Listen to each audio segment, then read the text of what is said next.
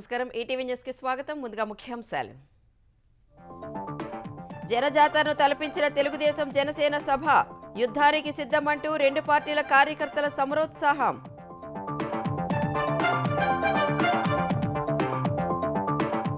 విదేశీ పెట్టుబడులు ఆకర్షించడంలో ఘోరంగా విఫలమైన వైకాపా సర్కార్, జార్ఖండ్, రాజస్థాన్, బెంగాల్ కన్నా వెనుకబాటు.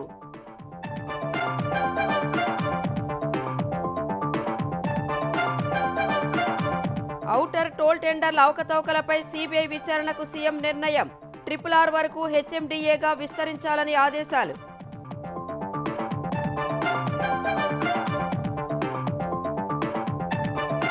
నేడు మెగా డిఎస్సిని ప్రకటించనున్న తెలంగాణ సర్కార్, 11,062 పోస్టులకు నోటిఫికేషన్, మే లేదా జూన్లో ఆన్లైన్ విధానంలో పరీక్షలు.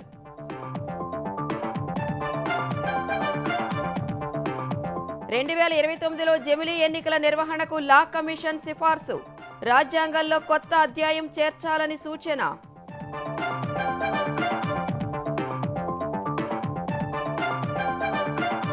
నేడు భాజపా కేంద్ర ఎన్నికల కమిటీ సమావేశం, లోక్సభ అభ్యర్థులను ఖరారు చేసే అవకాశం, తొలి జాబితాలోనే మోదీ, అమిత్ షా పేర్లు.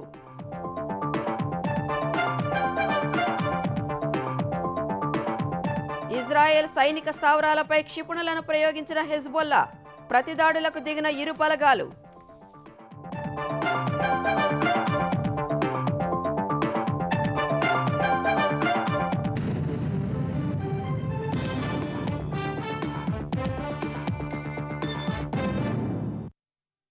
తెలుగుదేశం జనసేన కలిసి నిర్వహించిన తెలుగు జన విజయకేతనం జెండా సభ పేరుకు తగ్గట్లే జనజాతరను తలపించింది. రెండు పార్టీలు సీట్ల సర్దుబాటు తరువాత కలిసి నిర్వహించిన తొలి సభను భారీగా తరలి వచ్చిన జన సమూహం నిండు మనసుతో ఆశీర్వదించింది. రెండు పార్టీల జెండాలు చేబూని యుద్ధానికి సిద్ధమంటూ ప్లకార్డులు ప్రదర్శిస్తూ కేరింతలు, జైజయధ్వానాలతో రెండు పార్టీల్లో మరింత సమరోత్సాహం నింపారు. పశ్చిమ గోదావరి జిల్లా తాడేపల్లిగూడెం వేదికగా తెలుగుదేశం, జనసేన ఉమ్మడిగా నిర్వహించిన తొలి బహిరంగ సభ ఇరు పార్టీల శ్రేణులకు ఊపునిచ్చింది. జగన్ను తరిమి కొట్టేందుకు సిద్ధమా అని చంద్రబాబు ప్రశ్నిస్తే జనం అవునంటూ ప్రతిస్పందించారు. ఈ పొత్తును ఆశీర్వదిస్తున్నారా అంటే చప్పట్లు కొట్టి మరీ మద్దతు పలికారు. రెండు పార్టీల పొత్తు సూపర్ హిట్టు అని చంద్రబాబు చెబితే జయధ్వానాలు చేశారు. ఈరోజు 99 సీట్లు అనౌన్స్ చేశాం. మన అభ్యర్థులు విద్యావంతులు, జగన్ అభ్యర్థులు స్మగ్లర్లు, రౌడీలు. సూపర్ 6 అనే కార్యక్రమం తీసుకొచ్చాం. రేపో ఎల్లుండో మళ్ళీ బీసీ డిక్లరేషన్ ఇస్తాం, ఎస్సీకి డిక్లరేషన్ ఇస్తాం, ఎస్టీల కోసం ఆలోచిస్తాం. నాకు ఒక్క అవకాశం ఇవ్వండి. ముద్దులు పెట్టాడు జ్ఞాపకం ఉందా అని అడుగుతున్నా. బాహుబలి సినిమా చూపిస్తాడని చెప్పి అనుకున్నారు. నమ్మి ఓట్లేసిన వారు చీకొడుతున్నారు. ఆ cinema utter flop. Janasena Telugu Desam పొత్తు సూపర్ హిట్. సిద్ధం అంటున్న జగన్ కు 2024 ఎన్నికల్లో యుద్ధమిద్దాం, జగన్ పాలనను నేలమట్టం చేస్తామంటూ పవన్ కళ్యాణ్ హెచ్చరికలతో అభిమాన సందోహం కేరింతలు కొట్టింది. రాష్ట్ర ప్రయోజనాల కోసం ఒక దాష్టీకుడితో పోరాటం చేయడానికి ఒక మహాయుద్ధాన్ని ఆవాహన చేస్తున్నాను. ఈ రోజున ఈ వైసీపీ విధ్వంసకర పాలనని ఆపుదాం, ముందుకు తీసుకెళ్దాం. వైసీపీ గడిల్ని బద్దలు కొడదాం. మీకు బంగారు భవిష్యత్తుని తెచ్చే బాధ్యత, శాంతి, సుస్థిరత ఇచ్చే బాధ్యత తెలుగుదేశం పార్టీ, జనసేన తీసుకుంటుంది. మీరందరూ మాతో పాటు కలిసి నడవండి. మీ భవిష్యత్తు కోసం నేను అండగా ఉంటాను. జనసేన టీడీపీ పొత్తు గెలవాలి, జగన్ పోవాలి, వైసీపీ నేలమట్టం అవ్వాలి. తాడేపల్లిగూడెంలో జాతీయ రహదారికి ఆనుకుని విశాలమైన మైదానంలో నిర్వహించిన సభకు వైకాపా ప్రభుత్వం ఆర్టీసీ బస్సులు ఇవ్వకపోయినా, ఆర్టీఏ యంత్రాంగం బెదిరింపులతో ప్రైవేటు బస్సు ఆపరేటర్లు ముందుకు రాకపోయినా, మరోవైపు పరీక్షలు జరుగుతున్నా ఇవేవీ ఆటంకం కాలేదు. యువత పెద్ద సంఖ్యలో తరలివచ్చారు.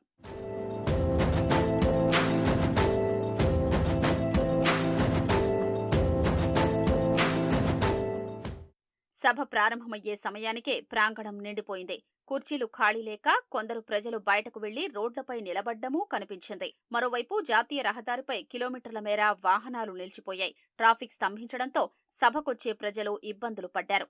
కొందరు పొలాల వెంట పుంతదారుల్లో సభాస్థలికి చేరుకునేందుకు ఆపసోపాలు పడ్డారు. మాజీ ఎమ్మెల్యేలు, తెదేపా నియోజకవర్గాల ఇన్ఛార్జీలు, ఇతర నాయకులు కూడా పొలాల వెంబడి నడుచుకుంటూ సభాస్థలికి చేరుకున్నారు. సభాస్థలికి అటూ ఇటూ 2 కిలోమీటర్ల మేర వాహనాలు నిలిచిపోయాయి. అనేక మంది ప్రజలు రోడ్లపైనే నిలిచి సభను తిలకించారు. పోలీసులు దాదాపు చేతులెత్తేశారు. బందోబస్తు ఏర్పాట్లు సరిగా చేయలేదు. తెదేపా, జనసేన కార్యకర్తలే నిరంతరం శ్రమించారు. ప్రధానంగా ఇద్దరు నేతలు పొత్తు అవసరాన్ని, రాష్ట్ర భవిష్యత్తు కోసం 2 పార్టీలు కలిసి పనిచేయాల్సిన అవసరాన్ని వివరించారు. ప్రారంభంలో చంద్రబాబు, పవన్ కళ్యాణ్లు 2 పార్టీల జెండాలు చేబూని ఊపారు. ఆ తర్వాత తెదేపా జెండా పవన్ కళ్యాణ్, జనసేన జెండా చంద్రబాబు పట్టుకుని రెపరెపలాడించారు. తెలుగుదేశం అధినేత చంద్రబాబు ప్రకటించిన సూపర్ 6 హామీలను ప్రతి గడపకు తీసుకువెళ్లాలని ఆ పార్టీ జాతీయ ప్రధాన కార్యదర్శి నారా లోకేష్ పార్టీ శ్రేణులకు సూచించారు. తాడేపల్లి, మంగళగిరి, దుగ్గిరాల మండలాలకు చెందిన స్థానిక నాయకులతో ఆయన బుధవారం వేరువేరుగా సమావేశమయ్యారు. మంగళగిరి నియోజకవర్గంలో రైతులు, మహిళలు, యువత ఎదుర్కొంటున్న సమస్యలను తెలుగుదేశం నేతలు లోకేష్ దృష్టికి తీసుకొచ్చారు. తరువాత మాట్లాడిన లోకేష్, మంగళగిరిని మోడల్ నియోజకవర్గంగా తీర్చిదిద్దడమే తన లక్ష్యమన్నారు. అధికారంలోకి వచ్చిన వెంటనే రైతులు, స్వర్ణకారులు, చేనేత కార్మికుల సమస్యలను పరిష్కరిస్తామని హామీ ఇచ్చారు. పనితీరు ప్రామాణికంగానే పదవులు ఇస్తామని, కష్టపడిన ప్రతి ఒక్కరికి అండగా ఉంటామన్నారు. 5 ఏళ్ల నుంచి తన సొంత నిధులతో మంగళగిరిలో సంక్షేమ కార్యక్రమాలను అమలు చేస్తున్నానని, గెలిస్తే మరింత సంక్షేమాన్ని అందిస్తామని లోకేష్ హామీ ఇచ్చారు. గతంలో ఏ జాబితాలోనైనా టాప్ 5లో ఉండే ఆంధ్రప్రదేశ్ను జగన్ సర్కార్ 2 అంకెల స్థానానికి దిగజార్చింది. విదేశీ పెట్టుబడుల ఆకర్షణలో టాప్ 10లోనూ ఏపీ జాడ కనిపించకపోగా జార్ఖండ్, రాజస్థాన్, పశ్చిమ బెంగాల్ కన్నా వెనుకబడింది. రాయితీలు, ప్రోత్సాహకాలు ఇవ్వకుండా కమిషన్ల పాటే పాడుతుంటే పారిశ్రామికవేత్తలు ఎలా వస్తారు? ఉన్న సంస్థలనే వైకాపా ప్రభుత్వం వెంటపడి మరీ వెలివేస్తుంటే కొత్తవి ఎక్కడి నుంచి వస్తాయి? ఆంధ్రప్రదేశ్లో అపారమైన సహజ వనరులు ఉన్నాయి. పారిశ్రామిక, పర్యాటక, ఆక్వా తదితర రంగాల్లో విస్తృతమైన అవకాశాలు ఉన్నాయి. కానీ విదేశీ పెట్టుబడులు ఆకర్షించడంలో మాత్రం ఏపీ వెనుకబడింది. ఏ చిన్న అవకాశమున్నా పెట్టుబడులు పెడతామంటూ పోటీలు పడే పారిశ్రామికవేత్తలు ఏపీ దగ్గరకు ఎందుకు రావడం లేదు?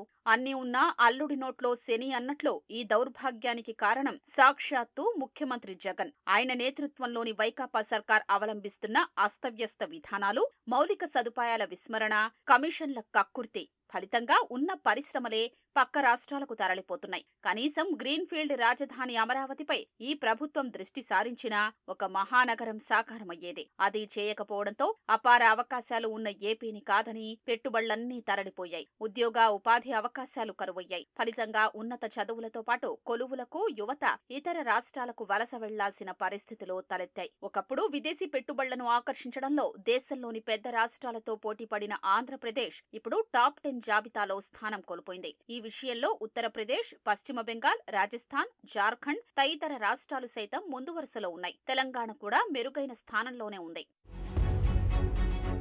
ప్రస్తుత ఆర్థిక సంవత్సరం 2023-24 ఏప్రిల్ నుంచి సెప్టెంబరు నెలాఖరు వరకు 65,502 కోట్ల విదేశీ పెట్టుబడులను ఆకర్షించిన మహారాష్ట్ర జాబితాలో అగ్రస్థానంలో నిలిచింది. ఢిల్లీ 25,582 కోట్లు, కర్ణాటక 23,460 కోట్లు, గుజరాత్ 18,884 కోట్ల విదేశీ పెట్టుబడులతో 2, 3, 4 స్థానాల్లో ఉన్నాయి. 5-6 స్థానాల్లో తమిళనాడు 11,115 కోట్లు, తెలంగాణ 9,679 కోట్లతో ఉన్నాయి. కేవలం 630 కోట్ల విదేశీ పెట్టుబడులను సంపాదించిన ఆంధ్రప్రదేశ్ రాష్ట్రం మాత్రం 11వ స్థానంలో నిలిచింది. 2019 అక్టోబర్ నుంచి 2023 సెప్టెంబరు నెలాఖరు వరకు ఎఫ్డీఐ గణాంకాల్ని పరిశీలిస్తే ఏపీ ఎంత వెనుకబడిందో స్పష్టమవుతోంది. మహారాష్ట్ర 4,72,829 కోట్ల రూపాయల విదేశీ పెట్టుబడులను సాధించి ఈ జాబితాలో మొదటి స్థానాన్ని ఆక్రమించింది. రెండో స్థానంలో కర్ణాటక 3,58,517 కోట్లు, తృతీయ స్థానంలో గుజరాత్ 2,57,908 కోట్లతో ఉన్నాయి. 45,445 కోట్ల పెట్టుబడులతో తెలంగాణ 7వ స్థానంలో ఉంటే 6,679 కోట్లతో ఆంధ్రప్రదేశ్ 13వ స్థానంలో నిలిచింది.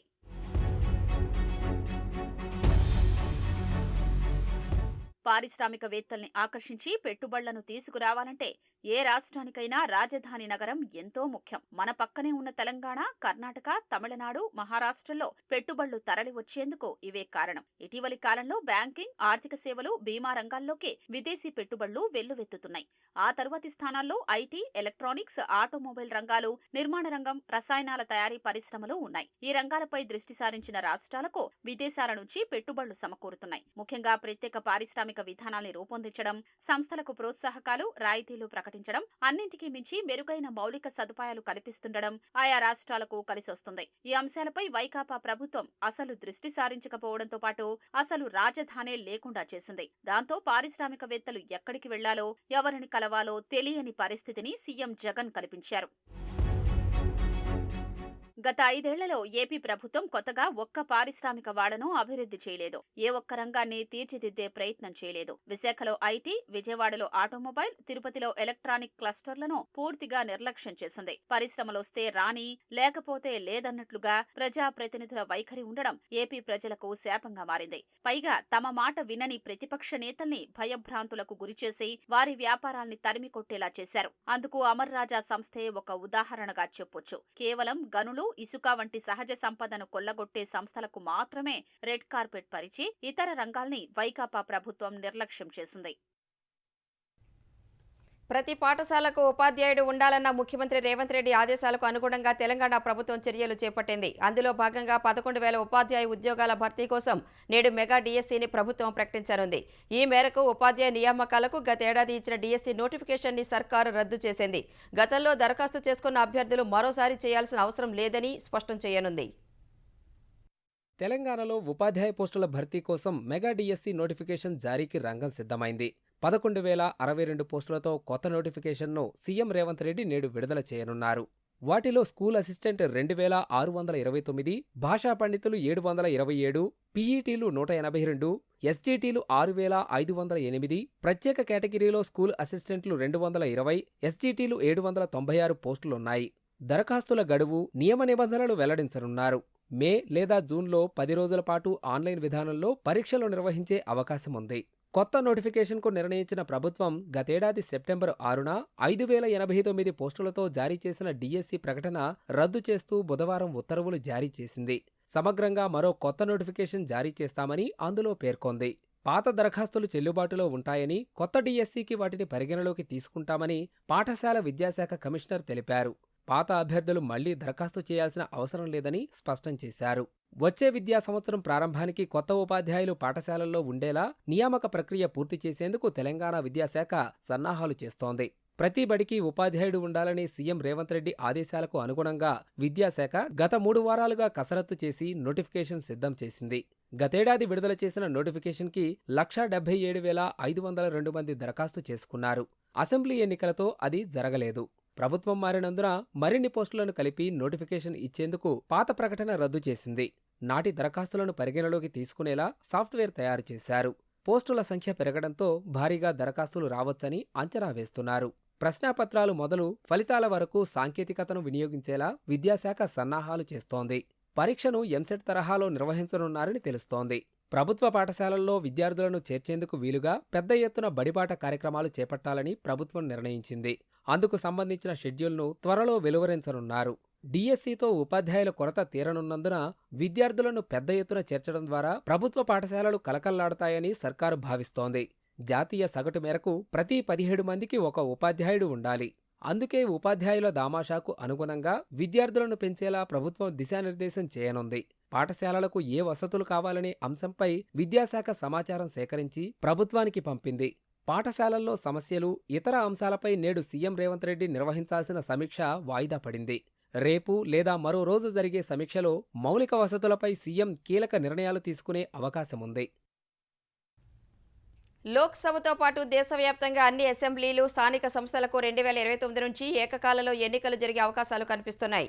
విశ్రాంత న్యాయమూర్తి జస్టిస్ రుతురాజ్ అవస్థి నేతృత్వంలోని న్యాయ కమిషన్ ఈ మేరకు పలు కీలక సిఫార్సులు చేయనున్నట్లు తెలుస్తోంది.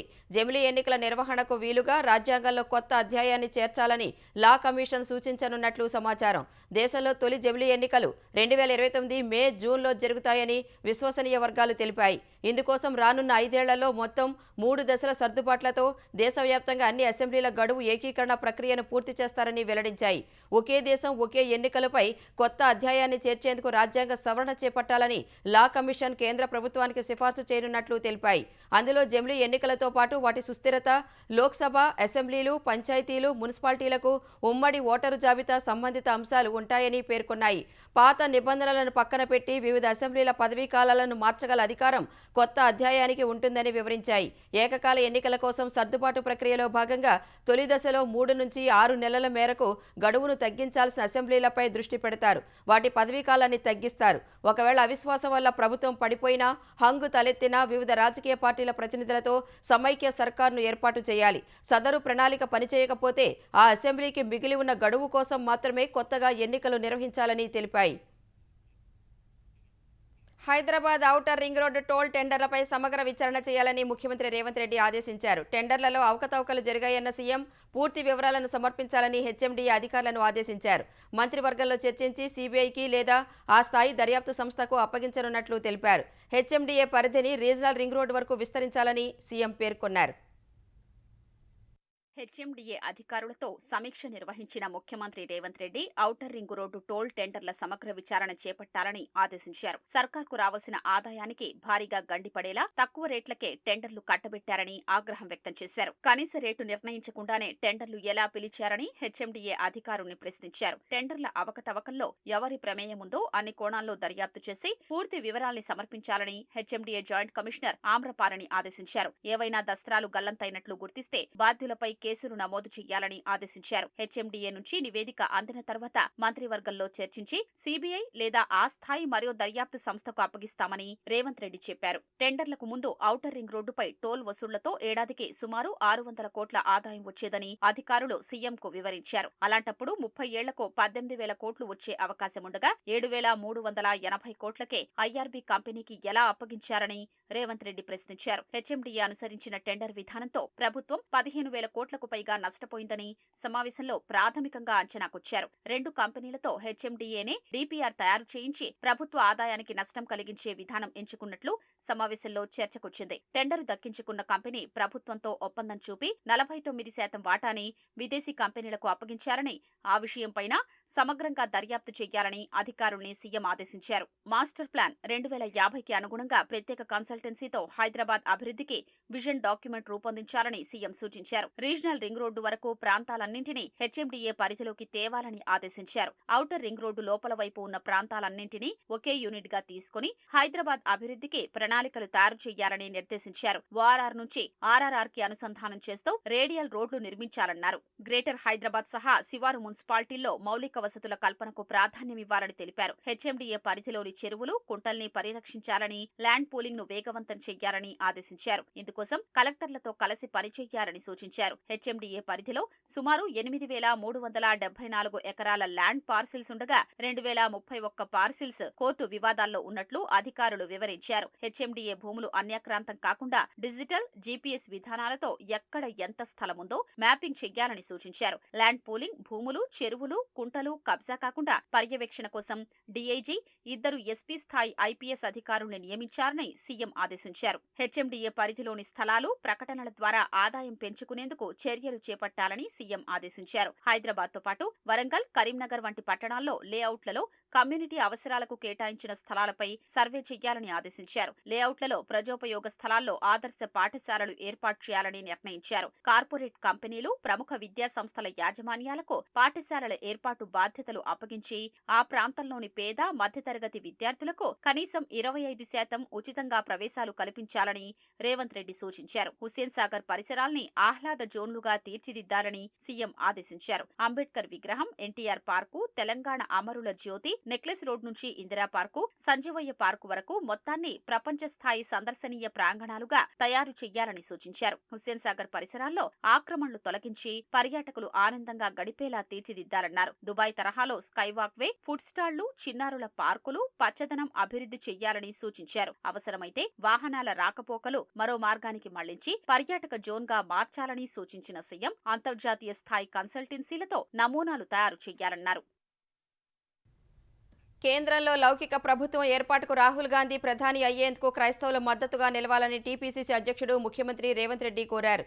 సచివాలయంలో పలువురు క్రైస్తవ ప్రముఖులు రేవంత్ రెడ్డిని కలిశారు. జాతీయ స్థాయి ఎన్నికల్లో ప్రాంతీయ పార్టీలు గెలిచే సీట్లన్నీ నరేంద్ర మోదీకే ఉపయోగపడతాయన్నారు. గత 10 ఏళ్లుగా కేసీఆర్ ప్రతి సందర్భంలో మోదీకి మద్దతుగా నిలిచారన్నారు. నరేంద్ర మోదీ తెచ్చిన 370 రద్దు, జీఎస్టీ, నోట్ల ఉపసంహరణ, రైతు వ్యతిరేక బిల్లులకు కేసీఆర్ మద్దతిచ్చారన్నారు. కాబట్టి ఓట్ల చీలికకు అవకాశం ఇవ్వకుండా కాంగ్రెస్కు మద్దతివ్వాలని కోరారు. గతంలో అల్లర్లు జరిగితే పాలకులు అణిచివేసేవారని, కానీ ఇప్పుడు పాలకులుగా ఉన్నవారే ఘర్షణలకు కారణమవుతున్నారంటూ మణిపూర్, గుజరాత్ ఘటనలను రేవంత్ రెడ్డి ప్రస్తావించారు. ఇది దేశ శ్రేయస్సుకు మంచిది కాదని అందరూ పరమత సహనం పాటించాలని అన్నారు. తెలంగాణ తరహాలో కేంద్రంలోనూ లౌకిక ప్రభుత్వం ఏర్పాటుకు సహకరించాలని కోరిన రేవంత్ రెడ్డి రాహుల్ గాంధీని ప్రధానిని చేసేందుకు అందరూ మద్దతివ్వాలని కోరారు. అసెంబ్లీ, పార్లమెంటు స్థానాలకు వైకాపా ఇన్ఛార్జీలను ఆ పార్టీ ప్రకటించింది. 2 పార్లమెంట్, 3 అసెంబ్లీ స్థానాలకు ఇన్ఛార్జీల పేర్లను విడుదల చేసింది. గుంటూరు ఎంపీ అభ్యర్థిగా కిలారు రోసయ్య, ఒంగోలు ఎంపీ అభ్యర్థిగా చెవిరెడ్డి భాస్కర్ రెడ్డి పేర్లను ప్రకటించింది. పొన్నూరు అసెంబ్లీ అభ్యర్థిగా అంబటి మురళి, కందుకూరు అసెంబ్లీ అభ్యర్థిగా మధుసూదన్ యాదవ్, జీడీ నెల్లూరు అసెంబ్లీ అభ్యర్థిగా కృపాలక్ష్మిని నియమించారు. అమ్మఒడి పథకం కింద ఆర్థిక సాయం పొందిన తల్లులు, విద్యార్థులకు ఆంధ్రప్రదేశ్ ప్రభుత్వం గట్టి షాక్ ఇచ్చింది. నిర్బంధ విద్యా హక్కు చట్టం కింద ప్రైవేట్ ఎయిడెడ్ పాఠశాలల్లో అడ్మిషన్లు పొందిన విద్యార్థులు అమ్మఒడి ఆర్థిక సాయాన్ని ఆయా స్కూళ్లకు ఫీజుగా చెల్లించాలని విద్యాశాఖ ఆదేశాలు జారీ చేసింది. ఈ మేరకు సమగ్ర శిక్ష డైరెక్టర్ శ్రీనివాస్ అత్యవసర ఆదేశాలను జిల్లా విద్యాశాఖ అధికారులకు పంపించారు.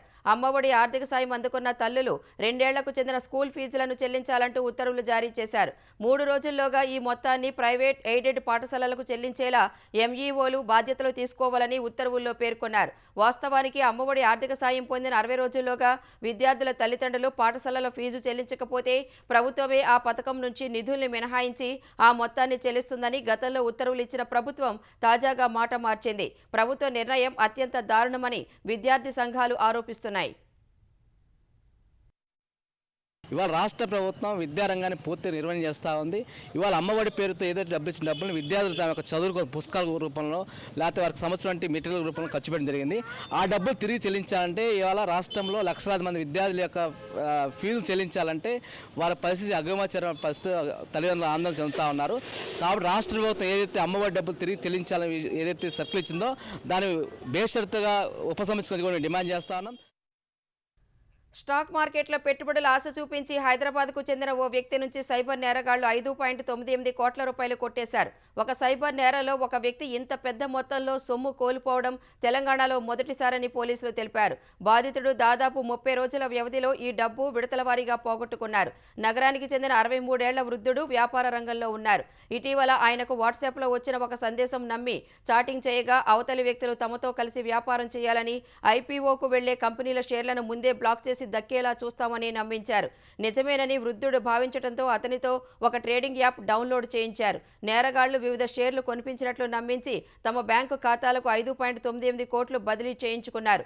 లాభాలుగా వచ్చిన డబ్బును వృద్ధుడు విత్డ్రా చేసుకునేందుకు ప్రయత్నించగా మెలిక పెట్టారు. మొత్తం సొమ్ము రావాలంటే 2 కోట్లు తమ ఖాతాకు పంపాలని చెప్పారు. దీంతో మోసపోయానని తెలుసుకున్న బాధితుడు సైబరాబాద్ సైబర్ క్రైమ్ పోలీసులకు ఫిర్యాదు చేశాడు.